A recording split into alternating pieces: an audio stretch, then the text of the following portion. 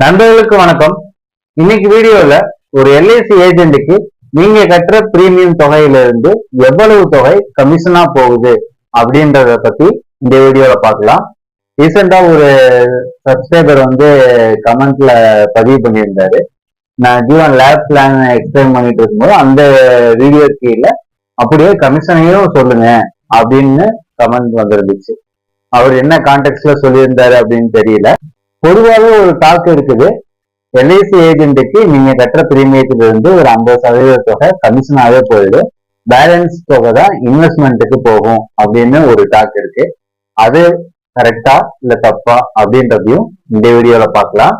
நான் எக்ஸ்பிளைன் பண்றேன், நீங்களும் ஒரு 2-3 வீடியோவை ரெஃபர் பண்ணுங்க.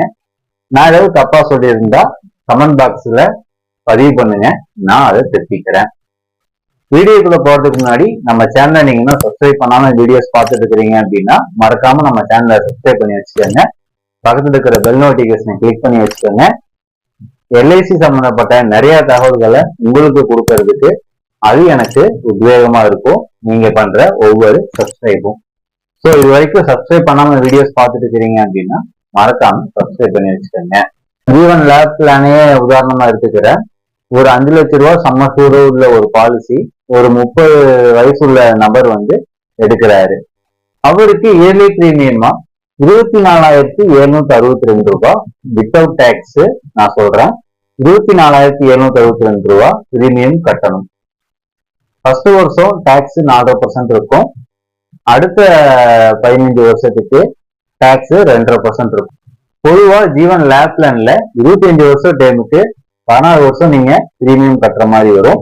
அதுவே 21 வருஷ டைமுக்கு 15 வருஷம் நீங்க பிரீமியம் கட்டுற மாதிரி வரும். ஸோ ஜீவன் லேப் பிளான் எந்த டைம் சூஸ் பண்ணலாம் அப்படின்றதுக்கும் நம்ம சேனல்ல ஆல்ரெடி ஒரு வீடியோ இருக்கு. அதோட லிங்க்கும் கீழே டிஸ்கிரிப்ஷன்ல கொடுக்குற, டைம் இருந்தா செக் பண்ணி பாருங்க. பிளானுக்கு வரலாம். அவர் 25 வருஷம் டைம் சூஸ் பண்றாரு, 16 வருஷம் பணம் கட்டுறாரு, வருஷத்துக்கு 24,762 ரூபாய் பிரீமியம் கட்டுறாரு, 16 வருஷத்துக்கு கட்டணும். 25வது வருஷம் முடிவுல அவருக்கு 13,12,500 ரூபாய் மெச்சூரிட்டி அமௌண்ட் அப்ராக்சிமேட்டா கிடைக்கும். அவரு கட்டக்கூடிய பிரீமியம் 4,05,000 ரூபாய் வித் டாக்ஸ்.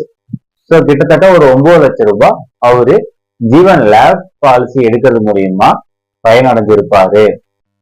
ஏஜென்ட் கமிஷன் பாத்தீங்க அப்படின்னா முதல் வருஷம் 24,762 ரூபாய் அவரு பிரீமியம் கட்டுவாரு. அதுக்கு 28% கமிஷனா போகும். அதுவும் முதல் வருஷம் மட்டும் 28%. அப்படி கணக்கு பண்ணி பார்க்கும்போது 24,762 ரூபாய்க்கு 6,933 ரூபாய் முதல் வருஷ கமிஷனா அவருக்கு போகும். அதுவே 2வது வருஷம் 7.5% கமிஷன் 24,762 ரூபாய்க்கு 1,857 ரூபாய் 2வது வருஷம் போகும். மீதி இருக்கிற 14 வருஷம் பணம் கட்டக்கூடிய பீரியடுக்கு அதே 24,762 ரூபாய் பிரீமியம் கட்டுவாரு. 5% எல்ஐசி ஏஜென்ட்டுக்கு கமிஷனா போகும். 1,238 ரூபாய் கமிஷனா அடுத்த 14 வருஷத்துக்கு ஏஜென்ட்டுக்கு கிடைக்கும். ஸோ ஜீவன் லேப் பாலிசி ஒன்று எடுத்தாரு அப்படின்னா ஒரு கஸ்டமர் தொடர்ந்து அந்த 14 வருஷம் பணம் கட்டி 25 வருஷம் மெச்சூரிட்டி வாங்குறாரு அப்படின்னா 3,96,000 ரூபாய் அவரு அப்ராக்சிமேட்டா பிரீமியம் கட்டியிருப்பாரு வித்தவுட் டாக்ஸ்ல. ஏஜென்ட் கமிஷன் 26,124 ரூபாய் ஏஜென்ட்டுக்கு கமிஷன் கிடைக்கும். இதை நீங்க ஆவரேஜ் பண்ணி பாத்தீங்கன்னா ஒரு எல்ஐசி ஏஜென்ட்டுக்கு ஒரு பாலிசி மூலியமா 6.5% கமிஷன் கிடைக்குது.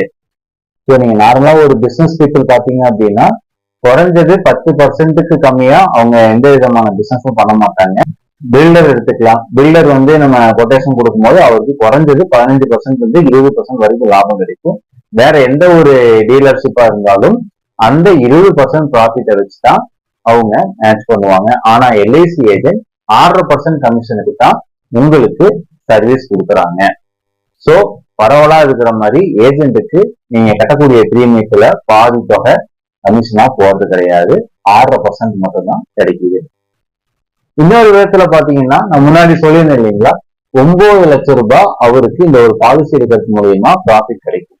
அதுவே எல்ஐசி பாலிசி எடுக்காம வேற ஒரு இன்வெஸ்ட்மெண்ட்ல அவங்க இன்வெஸ்ட் பண்ணிருந்தாங்கன்னா, உதாரணத்துக்கு கோல்டு, லேண்டு, ஷேர்ஸ் இந்த மாதிரி இன்வெஸ்ட் பண்ணிருந்தாங்க அப்படின்னா 9 லட்சம் ரூபாய் ப்ராஃபிட்டுக்கு கேபிட்டல் கெயின் டாக்ஸ் 15% அவங்க கட்டணும். அது கிட்டத்தட்ட 1,30,000 வரும். ஸோ வேற இன்வெஸ்ட்மெண்ட் போகாம எல்ஐசி பாலிசியை உங்களுக்கு சஜஷன் பண்றதுனால உங்களுக்கு டாக்ஸ் பெனிஃபிட்டா மட்டும் செக்ஷன் 1010D மூலியமா 1,30,000 சேவ் ஆகுது. அதுக்கு நீங்க எல்ஐசி ஏஜென்ட்டுக்கு கொடுக்கக்கூடிய கமிஷன் 6%. பாருங்க, உங்களுக்கு 1,30,000 மிச்சம் பண்ணி கொடுத்து அவரு 26,000 கமிஷன் வாங்குறாரு. அது மட்டும் இல்லாம ஒரு நல்ல எல்ஐசி ஏஜென்ட் கிட்ட நீங்க பாலிசி எடுத்தீங்க அப்படின்னா அவரு உங்களுக்கு அந்த பாலிசி பீரியட் 25 வருஷமும் உங்க கூட அவரு டிராவல் பண்ணுவாரு. இந்த 25 வருஷத்துலயும் உங்களுடைய நல்லது கெட்டதுல அவரு கலந்துக்குவாரு. அது மட்டும் இல்லாம எல்ஐசி சர்வீஸ் பொதுவா ஏஜென்ட் பாலிசி போடுவாங்க, பிரீமியம் வாங்கி எல்ஐசி ஆபீஸ்ல கட்டுவாங்க. அது மட்டும்தான் அவர் பண்ணக்கூடிய வேலை அப்படின்னு நிறைய பேர் நினைச்சுக்கிறீங்க. அதையும் தாண்டி கிட்டத்தட்ட ஒரு 50க்கும் மேற்பட்ட சர்வீஸ் ஒரு நல்ல எல்ஐசி ஏஜென்ட் உங்களுக்கு கொடுப்பாரு. உதாரணத்துக்கு நீங்க அட்ரஸ் சேஞ்ச் பண்றதா இருக்கலாம், மொபைல் நம்பர் சேஞ்ச் பண்றதா இருக்கலாம், இல்ல நீங்க இமெயில் ஐடி சேஞ்ச் பண்றதா இருக்கலாம், ஒரு கஸ்டமர் போர்ட்டல் உங்களுக்கு கிரியேட் பண்ணி கொடுப்பாரு. அப்பப்போ போனஸ் என்ன ஆட் ஆயிருக்கு அப்படின்ற டீடைல்ஸ் உங்களுக்கு சொல்லுவாரு. உங்களுடைய ஃபியூச்சர் பிளானுக்கு இந்த பாலிசி மட்டும் போதுமா இல்ல வேற ஏதாச்சும் சேவிங்ஸ் பண்ணணுமா அப்படின்ற கைடன்ஸ் உங்களுக்கு கொடுப்பாரு. ஒரு பினான்சியல் அட்வைசரா உங்களுக்கு அடுத்த 25 வருஷத்துக்கு அவர் இருப்பாரு. அது மட்டும் இல்லாம ஒரு நாமினி சேஞ்ச் பண்றதா இருக்கட்டும், இல்ல ஒரு அசைன் பண்றதா இருக்கட்டும், உங்க பாலிசியில இருந்து ஒரு லோன் வாங்கி கொடுக்கறதா இருக்கட்டும், நீங்க டைரக்டா எல்ஐசி ஆபீஸுக்கு உங்க வேலையில லீவ் போட்டுட்டு போய் பண்ணாம அந்த ஏஜென்ட் உங்களுக்கு அந்த சர்வீஸ பண்ணி கொடுப்பாரு உங்களோட இடத்துல இருந்து. நான் உதாரணத்துக்கு ஒரு 4-5 சர்வீஸா சொல்லியிருக்கேன். கிட்டத்தட்ட 50க்கும் மேற்பட்ட சர்வீஸ் ஒரு நல்ல எல்ஐசி ஏஜென்ட் உங்களுக்கு கொடுப்பாரு. ஸோ நீங்க பார்க்க வேண்டியது உங்களுடைய பணத்தை எல்ஐசியில சேமிக்கிறதுக்கு ஒரு நல்ல ஏஜென்ட்டை ஐடென்டிஃபை பண்ணா மட்டும் போதும். மிச்சம் இருக்கிற வேலையை அவரு பார்த்துக்குவாரு. ஒரு எல்ஐசி பாலிசி எடுக்கிறதுக்கு நான் ஒரு நல்ல ஏஜென்ட் அப்படின்னு நீங்க தெரியப்பட்டீங்க அப்படின்னா என்னுடைய நம்பருக்கு நீங்க கான்டாக்ட் பண்ணுங்க. நான் உங்களுக்கும் உங்களுடைய குடும்பத்துக்கும் ஏற்ற எல்ஐசி பாலிசியை சஜஸ்ட் பண்றேன். அந்த பாலிசியை நீங்க எடுத்துக்கலாம். பொதுவா பரவலா எல்லாரும் சொல்ற மாதிரி நீங்க கட்டக்கூடிய பிரீமியம் எல்ஐசி ஏஜென்ட்டுக்கே பாதி தொகை போறது கிடையாது. அதுதான் நிதர்சனமான உண்மை. நீங்க ஒரு முதலீடு பண்றதுக்கு முன்னாடி உங்களுடைய தேவையை புரிஞ்சுக்கங்க. எதுல முதலீடு பண்ணா கரெக்டா இருக்கும்னு நீங்க முடிவு பண்ணிட்டு சரியான இடத்தை தேர்ந்தெடுங்க. இப்ப இருக்கக்கூடிய காலகட்டத்துல முதலீடு பண்றதுக்கு நிறைய வாய்ப்புகள் இருக்கு. ஸோ அந்த எந்த முதலீடும் பண்ணாம எல்ஐசியில மட்டும் நீங்க பண்ணுங்கன்னு நான் சொல்ல வரல. நீங்க ஒரு 100 ரூபாய் சேமிக்கணும்னு பிரியப்பட்டீங்க அப்படின்னா அதுல ஒரு 20 ரூபா 30 ரூபா எல்ஐசியில போடுங்க. ஒரு 20 ரூபா கோல்டு வாங்குங்க. ஒரு 20 ரூபா ரியல் எஸ்டேட்ல போடுங்க. பேலன்ஸ் தொகையை நீங்க ஷேர்ஸ் பண்ணுங்க. ஸோ இப்படி எல்லாம் உங்களுடைய போர்ட்போலியோவை பிரிச்சு இன்வெஸ்ட் பண்ணா மட்டும்தான் உங்களுக்கு ஒரு நல்ல ரிட்டர்ன்ஸ் கட்டாயம் கிடைக்கும். ஒரு நல்ல எல்ஐசி ஏஜென்ட் எல்ஐசி பாலிசியை மட்டும் உங்ககிட்ட வைக்க மாட்டாரு. பினான்சியல் இன்ஸ்ட்ருமெண்ட் என்னென்னலாம் இருக்கோ அதை பத்தி எல்லாம் உங்ககிட்ட டிஸ்கஸ் பண்ணுவாரு.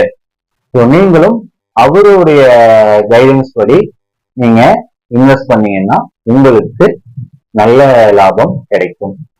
ஸோ நான் எல்ஐசி பாலிசி எடுக்கிறதுக்கு முன்னாடி நீங்க என்னை கான்டாக்ட் பண்ணீங்கனாலோ இல்ல எல்ஐசி சம்பந்தப்பட்ட வேற எதுவும் தகவல் உங்களுக்கு தேவைப்படுச்சுனாலோ என்னை கான்டாக்ட் பண்ணுங்க. உங்களுடைய நம்பர் நான் கொடுக்குறேன். வாட்ஸ்அப்ல தொடர்பு கொள்ளுங்க.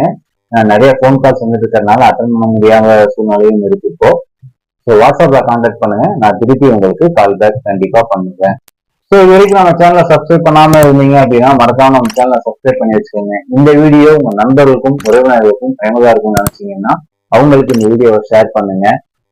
இந்த வீடியோ பற்றின நிறைவுரைகளை கமெண்ட் பாக்ஸ்ல கமெண்ட் பண்ணுங்க. நான் உங்களுக்கு ரிப்ளை பண்றேன். நன்றி, வணக்கம்.